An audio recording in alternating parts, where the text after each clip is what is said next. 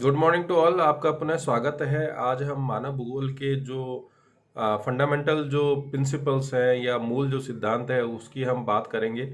जब मानव भूगोल को हमने परिभाषित किया, जब हमने कहा कि मानव और वातावरण के जो अंतर संबंध है उनका अध्ययन ही मानव भूगोल का उद्देश्य है, तो उन बेसिक चीज़ों को समझने के लिए ये जो इसके जो फंडामेंटल जो प्रिंसिपल्स हैं उनको समझना बहुत ज़रूरी होता है। जो बेसिक प्रिंसिपल्स हैं या फंडामेंटल जो प्रिंसिपल्स हैं उनको हमने तीन भागों में यहाँ बांटकर उसका अध्ययन किया है। एक पहला जो सिद्धांत है वो है क्रियाशीलता का सिद्धांत या परिवर्तन का सिद्धांत, प्रिंसिपल ऑफ एक्टिविटी और चेंज। दूसरा जो सिद्धांत है वो पार्थिव एकता का सिद्धांत या अंतर संबंध का सिद्धांत, प्रिंसिपल ऑफ टेरेस्ट्रियल यूनिटी और इंटर रिलेशनशिप। परिभाषा में भी हमने इंटर रिलेशनशिप की बात की है। प्रिंसिपल ऑफ एक्टिविटी, जब हम कहते हैं कि मनुष्य और वातावरण एक दूसरे को प्रभावित करते हैं तो कहीं न कहीं वो जो चेंजेस जो होते हैं वो कल्चरल लैंडस्केप्स की जो डेवलपमेंट होता है तो वो भी इन प्रिंसिपल्स के अंदर आता है। तीसरा जो फंडामेंटल प्रिंसिपल है वो है क्षेत्रीय विभेदीकरण या क्षेत्रीय विविधता की जो बात करता है, प्रिंसिपल ऑफ एरियल डिफरेंशिएशन और एरियल डाइवर्सिटी। तीनों ही जो प्रिंसिपल हैं वो मानव और वातावरण के संबंधों को एक्सप्लेन करने में महत्वपूर्ण भूमिका निभाते हैं। साथ ही इन सिद्धांतों के आधार पर जो एक कल्चरल लैंडस्केप जो डेवलप होता है उन चीज़ों को भी समझना आसान होता है। सबसे पहले हम क्रियाशीलता के सिद्धांत की जब हम बात करते हैं तो यहाँ जब हम कहते हैं कि एक्टिविटी और चेंज की जब आप बात करते हैं तो हम कहते हैं कि पृथ्वी के धरातल पर कोई भी जैविक और अजैविक चीज स्थिर नहीं है, यानी उसके अंदर निरंतर परिवर्तनकारी शक्तियां कार्यशील होती है, निरंतर परिवर्तन होता रहता है। जीन ब्रून्स ने सबसे पहले जो प्रिंसिपल ऑफ एक्टिविटी और चेंज की जो बात की थी, उन्होंने ये भी कहा, उन्होंने जब इसको परिभाषित किया, हमसे संबंधित प्रत्येक चीज परिवर्तित हो रही है, प्रत्येक चीज बढ़ रही है, घट रही है, वास्तव में कुछ भी गति रहित या परिवर्तन रहित नहीं है।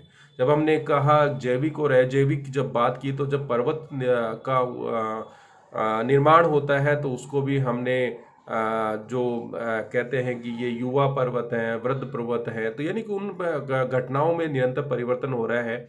एक बार ऊपर उत्थान होने की प्रक्रिया के बाद जो अनाच्छादन की प्रक्रिया लंबे समय तक होती है तो उसके कारण जो ऊपर उठे हुए भूभाग है वो भी नीचे होते जाते हैं। तो इस तरह के जो परिवर्तन होते हैं या हम सी लेवल के संदर्भ में भी पढ़ते हैं कि वहाँ पर धनात्मक या ऋणात्मक जो परिवर्तन होते हैं, जो चेंजेज होते हैं, यूस्टेसी की बात करते हैं, जो समुद्र तल के रेफरेंस में जो हम बात करते हैं, तो वो जो परिवर्तन है यानी कि पृथ्वी के धरातल पर हर क्षण परिवर्तन की जो स्थितियां हैं वो हमें देखने को मिलती है। ये प्रिंसिपल ऑफ एक्टिविटी और चेंज जो है उसकी बेसिक कॉन्सेप्ट है। अब परिवर्तनकारी जो शक्तियां हैं, अगर हम उनका वर्गीकरण अध्ययन करना चाहें, कुछ भौतिक शक्तियां होती हैं जिसके अंदर पृथ्वी की आंतरिक शक्तियां जो होती हैं उनको हम रख सकते हैं। किस तरह से इन आंतरिक शक्तियों के कारण परिवर्तन होते हैं, तो हमने कहा था कि एक तो दीर्घ काल में दृष्टिगत होने वाली, जैसे पर्वत निर्माण की कोई घटना है तो वो एक लंबे समय में जब मनुष्य अपने जीवन काल में नहीं देख पाता, और एक आकस्मिक जो घटनाएं होती हैं जो पृथ्वी की आंतरिक शक्तियों के कारण होता है, चाहे वो भूकंप हो या ज्वालामुखी जो घटनाएं होती हैं। सौर ऊर्जा की बात करें या सौर शक्ति की बात करें, सोलर आइसोलेशन या उसकी इंसोलेशन की बात करें, तो यहाँ जो सूर्य ताप है, हमने पढ़ा भी है कि सूर्य के ताप में जो परिवर्तन है वो होता रहता है। पृथ्वी के रेफरेंस में देखें तो जो कभी पृथ्वी के नज़दीक या दूरी की जो स्थितियाँ होती है तो तापकारी प्रभाव में परिवर्तन होता है। साथ ही जो सोलर स्पोर्ट्स जो होते हैं उसमें परिवर्तन के कारण सौरिक तापमान में परिवर्तन देखने को मिलता है, और उसका एक साइक्लिक या चक्रीय प्रभाव पूरे जलवायु के ऊपर देखने को मिलता है। और उसके कारण विभिन्न जो प्राकृतिक जो घटनाएं होती हैं, जलवायु जो घटनाएं होती हैं, उसमें निरंतर जो परिवर्तन की जो स्थितियां हैं वो बनी रहती हैं। गुरुत्वाकर्षण शक्ति की बात करते हैं तो यहाँ भूगोल के संदर्भ में देखें तो वैसे तो पृथ्वी के धरातल पर ऊपर से कोई भी जो वस्तु नीचे की तरफ गिरती है तो ये कहते हैं कि ये पृथ्वी के गुरुत्वाकर्षण बल के कारण होता है। लेकिन यही गुरुत्वाकर्षण बल जो है ये पूरे सौर मंडल के अंदर विभिन्न ग्रहों को एक संतुलन की स्थिति में बनाए हुए हैं। साथ ही जो हमारा वायुमंडल है उसको बांध के रखने में भी इस गुरुत्वाकर्षण बल का महत्वपूर्ण योगदान होता है, और इसके कारण ही पृथ्वी के चारों तरफ जो वायुमंडल है वो बना हुआ है, जिसके कारण विभिन्न जलवायु जो घटनाएं होती हैं वो संपादित होती हैं। जब जैविक शक्तियों की बात करते हैं, चाहे वो प्लांट्स हो चाहे एनिमल्स हो, तो उसके अंदर भी निरंतर परिवर्तन होता है, वृद्धि भी होते हैं, पैदा होते हैं, और वो क्षीण की स्थितियों में चले जाते हैं। वनस्पति के साथ भी इस तरह की घटनाएं होती हैं।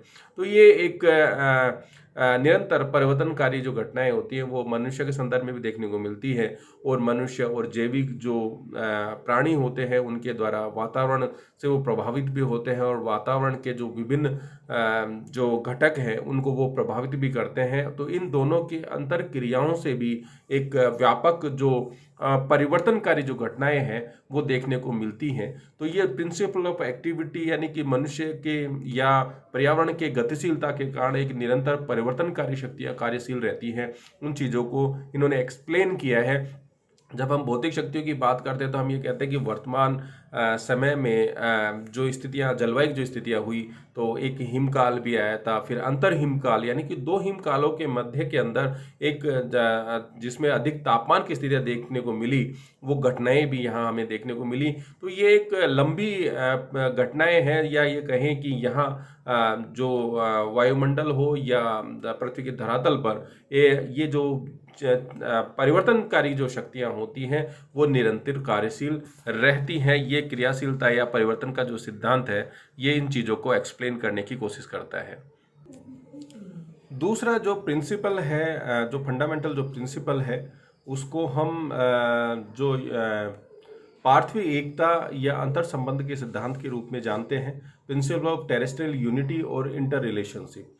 यहाँ जब हम बात करते हैं तो इसका मतलब ये है कि पृथ्वी के धरातल पर जैविक या अजैविक कोई भी घटक अपना एक स्वतंत्र अस्तित्व नहीं रखता, बल्कि वो एक दूसरे से जुड़े हुए हैं, और एक तथ्य के आधार पर दूसरे तथ्य की व्याख्या की जा सकती है। जब इस पार्थिव एकता के सिद्धांत की हम बात करते हैं, अंतर संबंध सिद्धांत की बात करते हैं, तो विभिन्न विद्वानों ने इस सिद्धांत को एक्सप्लेन करने के लिए अपने अपने विचार दिए। उसमें फ्रेडरिक रेटजेल ने पार्थिव सिद्धांत का उन्होंने समर्थन भी किया, और उन्होंने जो मानव भूगोल है उसका एक आधारभूत सिद्धांत के रूप में इसको स्वीकारा। उनका ये मानना था कि मानव भूगोल के दृश्य पर्यावरण से संबंधित होते हैं। जो भी हमें चीज़ें दिख रही हैं वो एनवायरनमेंट से जुड़ी हुई हैं, और पर्यावरण भौतिक दशाओं का एक योग होता है। इसी तरह के जो विचार थे वो ब्लास हो, जिन ब्रोंजो, डिमोंजिया हो, इन्होंने भी इस पार्थिव एकता के सिद्धांत का समर्थन किया। वाइडल डी ब्लास जो फ्रांसीसी भूगोलवेत्ता थे, उन्होंने कहा कि सभी भौगोलिक उन्नति में प्रमुख विचार जो है वो पार्थिव एकता का सिद्धांत है। यानी जो वाइडल डी जो ब्लास था, इसका प्रबल समर्थक था। उन्होंने ये कहा कि the dominantal idea in all geographical progress is that of terrestrial unity. यानी जो दोनों में जो धरातल के ऊपर जो विभिन्न तरह के तत्व, जो घटक, वो जैविक या अजैविक जो भी इकाइयां हैं वो एक दूसरे से अंतर संबंधित हैं, एक दूसरे को प्रभावित करती हैं, जिससे एक नई जो दृश्य हैं वो उभर के सामने आते हैं। इसी तरह के जो विचार थे जो हंटिंगटन था उन्होंने भी रखा। उन्होंने कहा कि भौतिक दशाओं के अंतर क्रियाओं तथा मानव क्रियाओं पर पड़ने वाले उनके प्रभावों की व्याख्या करना, उसके अनुसार भौतिक पर्यावरण के सभी तथ्य एक दूसरे को प्रभावित करते हैं, एक दूसरे से प्रभावित होते हैं। अतः किसी तत्व को समझने के लिए दूसरे संबंधित तथ्यों की जानकारी आवश्यक होती है। अब यहाँ जब हम बात करते हैं, जब हम जलवायु की बात करते हैं, तो हम यहाँ सौरिक तापमान की भी बात करते हैं। और जब हम तापमान की बात करते हैं तो तापमान में जैसे ही परिवर्तन होता है तो जलवायु के जो विभिन्न जो घटक हैं, चाहे वो वायुदाब हो, चाहे वहाँ पर जो पवनों का जो संचार हो, वो एक दूसरे से जुड़ जाते हैं। तापमान अधिक होगा तो वहाँ वायुदाब कम होगा, जहाँ तापमान कम होगा वहाँ वायुदाब अधिक होगा, जहाँ हवाएं न्यून वायुदाब से उच्च वायुदाब की तरफ चलेंगी।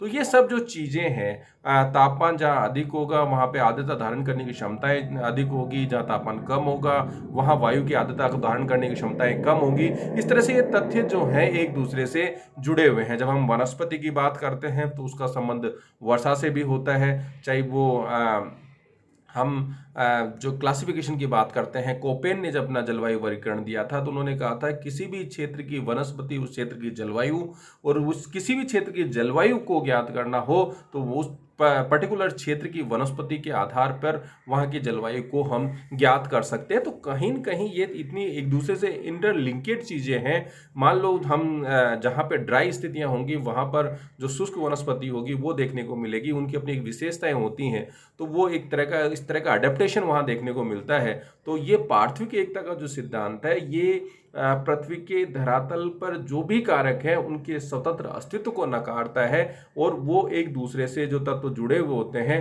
उन चीज़ों के ऊपर बल देता है। जब हम कहते हैं कि पर्वतों और नदियों के अंदर क्या संबंध है तो हम ये कहते हैं कि जो ऐसे क्षेत्र जो उच्च पर्वतीय क्षेत्र होते हैं जहाँ ग्लेशियर्स का जमा होता है वहाँ पर नदियों की उत्पत्ति होती है। तो यहाँ नदियों के और पर्वतों के अंतर संबंध को भी हम यहाँ देख पा रहे हैं। हम कई बार ये कहते हैं कि जो ड्राइएस्ट जो एरियाज होते हैं, जो डेजर्टिक एरियाज होते हैं, वहाँ पर जीवन की कल्पना मुश्किल होता है, लेकिन किसी तत्व की उपस्थिति के आधार पर वहाँ पर जीवन की कल्पना की जा सकती है। पश्चिम ऑस्ट्रेलिया की बात करें तो वहाँ पर सोने की या जो डायमंड की अवेलेबिलिटी के बाद वहाँ पर जो औद्योगिक गतिविधियां संचालित हुई तो वो जो भौतिक जो तत्व था, जो कारक था, जो पृथ्वी के धरातल पर जो प्रकृति ने हमें दिया, तो वो जो तत्व थे, मानव और वातावरण का जो संबंध था वो स्थापित वहाँ हमें देखने को मिलता है। इस पार्थिव एकता सिद्धांत की जब हम बात करते हैं तो संपूर्ण विश्व को उसके व्यक्तिगत तत्वों के रूप में नहीं बल्कि सभी तत्वों को समष्टि के रूप में यानी इंटीग्रेटेड या जोड़ के उस चीज़ों को देखने की कोशिश करता है। और इस सिद्धांत के अनुसार प्रकृति के सभी तत्व परस्पर संबंधित होते हैं और कोई भी भूदृश्य इन तत्वों से मिलते जुलते स्वरूप को प्रकट करता है। तो यहाँ जो पार्थिव एकता का सिद्धांत है वो ये कहता है कि जैविक और अजैविक जो घटक होते हैं एक दूसरे से जुड़े हुए होते हैं, एक दूसरे को प्रभावित करते हैं और एक दूसरे से प्रभावित होते भी हैं। इसलिए सभी तत्वों का एक समग्र के रूप में अध्ययन करना जरूरी होता है। अगर हमें मानव भूगोल या मानव और वातावरण के संबंधों को हमें एक्सप्लेन करना है तो पार्थिव जो सिद्धांत है वो महत्वपूर्ण भूमिका निभाता है। इसीलिए जो रेड जेल है इसको बेसिक प्रिंसिपल के रूप में कहता है। वाइटल जो ब्लास है जो इसको सबसे ज्यादा जोर देता है पार्थिव एकता के सिद्धांत पे, तो वो भी यही कहता है कि किसी भी तत्व के स्वतंत्र अस्तित्व के आधार पर हम अध्ययन नहीं कर सकते जब तक उन चीजों को हम जोड़कर उन चीजों का अध्ययन नहीं करेंगे। तीसरा जो बहुत महत्वपूर्ण जो सिद्धांत है वो है क्षेत्रीय विभेदीकरण, क्षेत्रीय विविधता का सिद्धांत, प्रिंसिपल ऑफ एरियल डिफरेंशिएशन और एरियल डाइवर्सिटी। अब ये जो प्रिंसिपल है बेसिकली जो मानव और वातावरण के जो संबंधों की हम यहाँ बात करते हैं तो वो जो संबंध किस तरह से काम करते हैं उन चीजों के ऊपर ये बल देता है। वातावरण में विभिन्नताएं होंगी तो वहां पर मानव और वातावरण के संबंधों में अंतर देखने को मिलेगा और उन वातावरण में संबंधों में अंतर देखेंगे तो जो सांस्कृतिक भूदृश्य है, कल्चरल लैंडस्केप का जो डेवलपमेंट होगा तो वो अलग अलग क्षेत्रों के अंदर अलग अलग तरह का हमें देखने को मिलेगा। हम कहें डेजर्टिक एरिया के अंदर जो ह्यूमन और एनवायरमेंटल रिलेशनशिप होगा तो वो अलग तरह का होगा। हम अगर ट्राइबल रेसेस की बात करें तो जो एस्किमोज जो अपना जीवन चलाते हैं वहाँ का जो रिलेशनशिप होगा वो अलग होगा। जो इक्वेटोरियल उसकी बात करें, पिग्मीज की बात करें तो वहाँ या बुशमैन्स की बात करें तो उनका बिल्कुल अलग होगा। जो मानव और वातावरण का जो संबंधों की हम बात करें या वर्तमान के अंदर भी हम देखें तो विभिन्न क्षेत्रों में पाए जाने वाले जो विभिन्न प्रदेश हैं उन प्रदेशों के अंदर जो भी गतिविधियां संचालित होती हैं उसके अंदर जो अंतर है या हम कहें कि कल्चरल डाइवर्सिटी की बात करें या वहाँ के सोशल वैल्यूज की बात करें तो वो एटमॉस्फेयर से इन्फ्लुएंसेस होती हैं और वो वहाँ के वातावरण से इतना प्रभावित होती हैं कि उसके आधार पर ही वहाँ का अपना एक स्वतंत्र कल्चरल जो लैंडस्केप है उसका डेवलपमेंट होता है। यानी यहाँ विभिन्न क्षेत्रों के अंदर संबंधों में अंतर होने के बाद वहाँ पर एक अलग तरह की जो विभिन्नताएं हैं हमें देखने को मिलती है। मानव भूगोल भूतल के विभिन्न भागों में निवास करने वाले मानव समूह और उनके पर्यावरण के मध्य संबंधों, उनकी जो अंतर क्रियाएं एक दूसरे को प्रभावित करना, प्रभावित होना तथा उससे संबंधित जो कल्चरल लैंडस्केप की बात कर रहे हैं, भूदृश्य की बात कर रहे हैं, उसकी व्याख्या प्रस्तुत करता है। जो जर्मन भूगोलवेत्ता जो थे हैटनर, इन्होंने इस क्षेत्रीय विभेदीकरण की संकल्पना को एक्सप्लेन किया, सबसे ज़्यादा बल भी दिया और उन्होंने ये कहा कि जो भूगोल है वो कुछ भी नहीं, एक ओरोलॉजिकल साइंस है, क्षेत्रीय विज्ञान है, यानी विभिन्न क्षेत्रों का अध्ययन करना ही मानव भूगोल का मुख्य उद्देश्य है। उन्होंने बताया कि भूगोल के प्रत्येक क्षेत्रों भूगोल पृथ्वी के क्षेत्रों का अध्ययन करता है और ये क्षेत्र जो होते हैं एक दूसरे से भिन्नता रखते हैं। वो भिन्नता किस रूप में होती है? क्योंकि जहां मनुष्य रहता है, हो सकता है वो मनुष्य मैदानी क्षेत्र में रह रहा है, वो पर्वतीय क्षेत्रों में रह रहा है, वो मरुस्थलीय क्षेत्रों में रह रहा है, तो उनकी जो गतिविधियां होगी वो उस भौतिक वातावरण से प्रभावित होगी, और उस भौतिक वातावरण से प्रभावित होगी तो वो जो कल्चरल लैंडस्केप जो डेवलप होगा, जो भूदृश्यों का डेवलपमेंट जो होगा, उसमें व्यापक विभिन्नताएं देखने को मिलेगी। और मानव भूगोल का उद्देश्य ये है कि विभिन्न क्षेत्रों में पाए जाने वाली इन विभिन्नताओं का अध्ययन करना और उन अध्ययनों के आधार पर कुछ निष्कर्ष निकाले जा सकते हैं। किसी क्षेत्र का डेवलपमेंट अधिक क्यों हुआ है, किसी क्षेत्र का डेवलपमेंट कम क्यों हुआ है, तो उसमें मानव और वातावरण या वहां के भौतिक वातावरण के मध्य में क्या संबंध है, उन चीजों को एक्सप्लेन करना मानव भूगोल का मुख्य उद्देश्य रहा है। वाइडल्ड जो ब्लास थे, उन्होंने भी क्षेत्रीय विभिन्नता के सिद्धांत को मान्यता दी। उन्होंने भूगोल को स्थान का विज्ञान माना, यानी ये जो है प्लेस की बात करता है, और बताया कि स्थानों में विभिन्नताएं पाई जाती हैं। जहां प्राकृतिक रूप से विभिन्नताएं पर्वत, पठार, मैदानी जैसे देखने को मिलेगी, या अक्षांशीय जो विभिन्नताएं होती हैं वह उसके आधार पर पृथ्वी और सौरिक जो संबंध है उसके आधार पर तापमान में, जलवायु में विभिन्नताएं देखने को मिलती हैं। तो इन भौतिक कारक, जलवायु कारक में विभिन्नताएं होने के कारण किसी भी क्षेत्र की वनस्पति, वहां की जलवायु में परिवर्तन होगा, और उस परिवर्तन के कारण क्षेत्र विशेष में रहने वाले मनुष्य और उसके वातावरण के जो संबंधों के आधार पर जो लैंडस्केप डेवलप होंगे उसमें एक व्यापक अंतर हमें देखने को मिलेगा।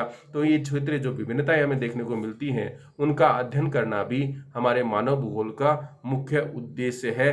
तो ये जो 3 प्रिंसिपल्स हैं, ये मनुष्य और वातावरण के संबंधों को एक्सप्लेन करने के साथ साथ एक जो जहां हम गतिशीलता की बात करते हैं प्रथम सिद्धांत के अंदर, दूसरे सिद्धांत के अंदर हम विभिन्न कारकों के अंदर इंटीग्रेशन की समष्टि के अध्ययन की बात करते हैं। साथ ही इसके जो संबंधों के आधार पर विभिन्न क्षेत्रों में जो विभिन्नताएं पाई जाती हैं उसके ऊपर हमने तीसरे जो क्षेत्र एरियल डिफरेंशिएशन की बात करते हैं, जो डाइवर्सिटी की बात करते हैं। तो ये सब चीजें मानव भूगोल के जो आधारभूत जो सिद्धांत है उसका मुख्य उद्देश्य है कि इन सिद्धांतों के आधार पर मनुष्य और वातावरण के संबंधों का निर्धारण कर एक भविष्यगत नीति का निर्माण करना, साथ ही इन संबंधों को किस तरह से हम बेहतर बना सकते हैं, किस तरह से हम पर्यावरणीय समस्याओं का समाधान कर सकते हैं, एक दूसरे से सीखने की क्या प्रवृत्तियां हो सकती हैं, किस तरह से हम मानव और वातावरण के संबंधों को ज़्यादा हितकारी, सस्टेनेबल डेवलपमेंट की तरफ ले जाने वाले संबंधों को स्थापित करने वाली बात